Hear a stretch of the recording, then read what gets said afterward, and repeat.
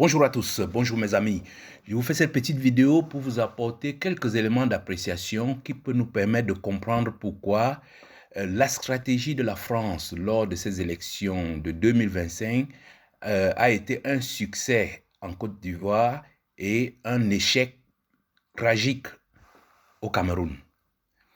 Mes chers amis, il faut savoir que la France et la Côte d'Ivoire sont les capitales des deux zones à franc CFA en Afrique.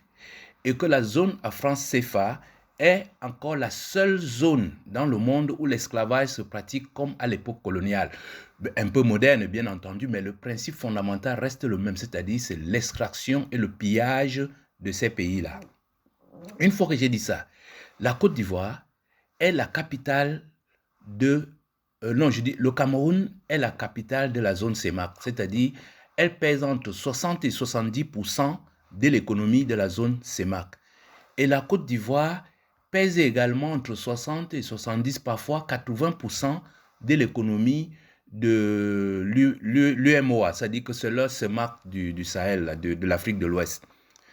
Et donc, pendant des années, on a toujours accusé la France et l'ONU de se mêler des affaires des pays africains à leur avantage. Or, comme ces deux organisations ne veulent pas perdre la France et la Côte d'Ivoire, ils ont décidé cette année de changer de stratégie. Pourquoi ont-ils décidé de changer de stratégie? Parce qu'ils se rendent bien compte qu'une erreur en Côte d'Ivoire ou au Cameroun sera le rejet total de la France et de l'ONU, comme dans les pays de l'AES. L'AES a chassé l'ONU, ils ont chassé la France. Parce que ces deux entités nuisent énormément aux pays francophones.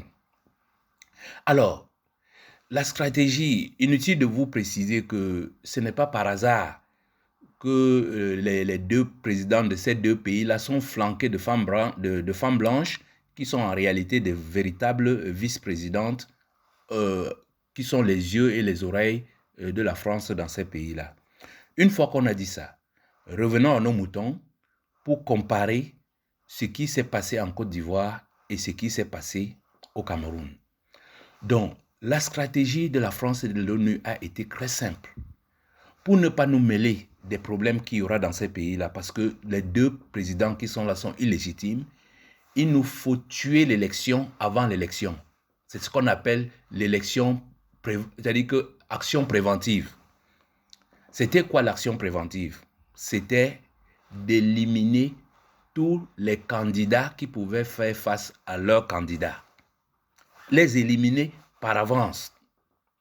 Parce que ne l'oubliez pas, la France et l'ONU s'attendaient à ce qu'il y ait une guerre dans les deux pays. Et la France, de façon préventive, avait envoyé un général de corps d'armes préparer le terrain. Mais quand le général leur a rapporté que même en cas de guerre, le peuple camerounais s'en sortira vainqueur, c'est pour ça qu'ils sont venus avec cette stratégie de tuer l'élection avant l'élection. Donc on a confié la mission à Ouattara et à Paul Biya d'éliminer tout candidat qui pouvait leur faire face. Et la stratégie a été vraiment, je veux dire, à 80% un succès, puisque ça a marché en Côte d'Ivoire.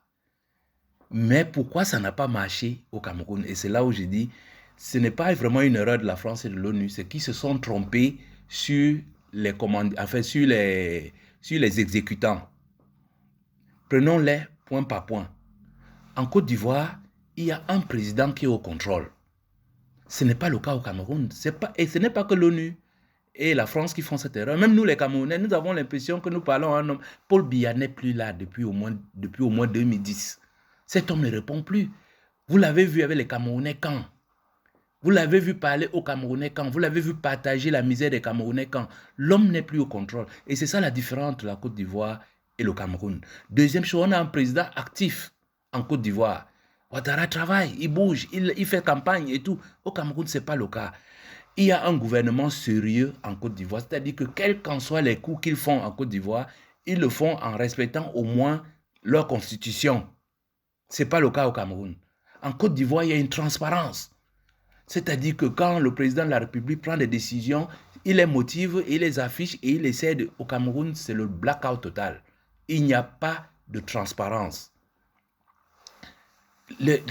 Prenons par exemple le cas des partis d'opposition. Les partis d'opposition se réunissent, s'organisent, font leur travail tranquillement en Côte d'Ivoire. Et ils ont même le droit de former des coalitions. Je dis même le droit, ce n'est pas le droit. Chacun peut faire ce qu'il veut en matière de politique. Mais au Cameroun, tout ça interdit. Même un parti n'a même pas le moyen d'organiser un congrès. On le lui interdit. Un parti n'a pas le droit d'aller rencontrer un autre parti. On leur interdit tout. Au point où, lorsqu'il a fallu mettre en application l'élimination des candidats, vous voyez qu'en Côte d'Ivoire, Ouattara s'est entouré, même étant dans l'illégalité, de prendre quelques dispositions indiscutables pour éliminer les candidats. Mais au Cameroun, ça a été un acte de banditisme tellement criard que ceux qui ont fait ça doivent avoir peur de prendre un avion et aller à l'étranger parce que vous serez cueillis un jour en descendant d'un avion avec ce genre d'acte que vous avez posé vis-à-vis du président Maurice Kamto. Autre élément que l'ONU et la France n'ont pas pris en compte au Cameroun, c'est que Ouattara, ce n'est que son 4e mandat et nous en sommes au 7e ou au 8e président en Côte d'Ivoire. Mais au Cameroun, nous en sommes toujours au 2e président. Vous vous rendez compte? Autre chose qu'on ne réalise pas, c'est qu'en Côte d'Ivoire, Ouattara a un bilan. Ouattara est un étranger qui vient travailler en Côte d'Ivoire pour son compte et pour l'intérêt des Ivoiriens. Mais Paul Biya est un Camerounais qui travaille au Cameroun pour son intérêt et l'intérêt des étrangers. C'est toute une différence. Maintenant, l'autre chose qu'ils ont sous-estimé, c'est la puissance, enfin le travail que la société civile, les Camerounais, le parti politique de Maurice Kamto et le président Maurice Kamto lui-même ont fait. C'est-à-dire qu'ils ont préparé les Camerounais au changement. Et la détermination des Camerounais est telle que toutes les voies qui étaient préparées pour Maurice Kamto ont été totalement reportées sur Issa Bakari Chiroma. Et ça c'est confidentiel, cette information que je vous donne. L'ONU et la France sont d'une fâcherie contre les paresseux du régime parce qu'on leur demande, mais comment avez-vous laissé passer la candidature de Issa Bakari Chiroma? Parce que ces cons-là, ces cancres, dans leur imagination, dès que vous êtes membre du gouvernement, vous n'êtes plus opposant. Non. Mais Issa Bakari Chiroma, c'est un opposant. Et pas n'importe quel opposant. C'est un opposant qui aime les Camerounais. Je vous dis, quand un monsieur dit que les Camerounais sont un peuple de baroudeurs, on ne peut pas dire ça si on n'aime pas ce peuple-là. Je vous dis, allez fouiller dans les archives. Vous ne verrez aucune déclaration de la part de ces pillards qui nous malmènent, qui nous méprisent à l'avantage des Camerounais.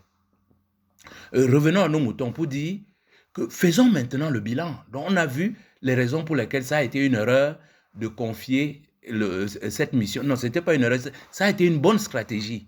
Mais le problème, c'est qu'au Cameroun, ils ont confié l'application de cette stratégie à des cancres, à des paresseux, à des fainéants.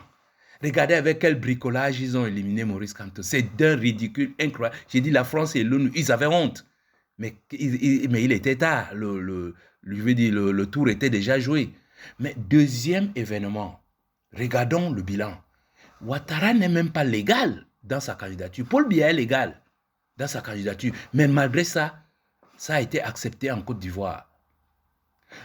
En Côte d'Ivoire, les partis d'opposition ont reçu l'argent pour battre campagne. Ils ont reçu tous les moyens qu'il faut selon la loi. Mais au Cameroun, on a braqué les partis pour leur prendre de l'argent.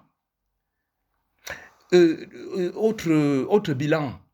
Après les élections, le même soir, les résultats étaient déjà connus en Côte d'Ivoire.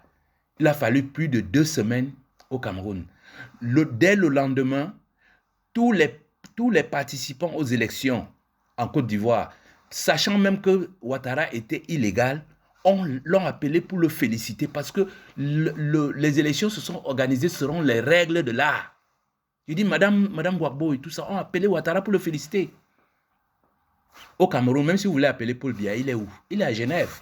Vous ne pouvez pas le joindre. J'ai dit, même si le président Issa Chiroma voulait appeler Paul Biya, il aura où? Il ne peut pas l'avoir. Monsieur est en otage à Genève. Donc, voilà un peu, si on peut résumer comme ça, le bilan de ce qui s'est passé. Donc, conclusion, Si la stratégie de l'ONU et la France a été une réussite totale en Côte d'Ivoire, au Cameroun, ça a été un échec total, irrecevable. Le hold-up de Biya au Cameroun c'est rejeté. Je vous dis, en Côte d'Ivoire, ils sont déjà passés à la fête. Il y a 0 mort. Les gens vaquent à leur occupation. Au Cameroun, on a déjà près de 100 jeunes sur le carreau. Pour un vieillard. Je dis, on a déjà près de 100 zones sur le carreau à cause d'un vieillard.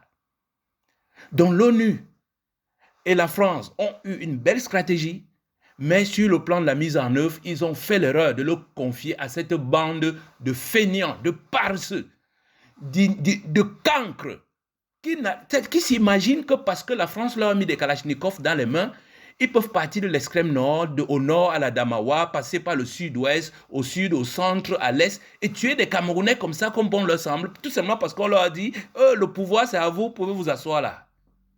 Mais c'est là vraiment le drame.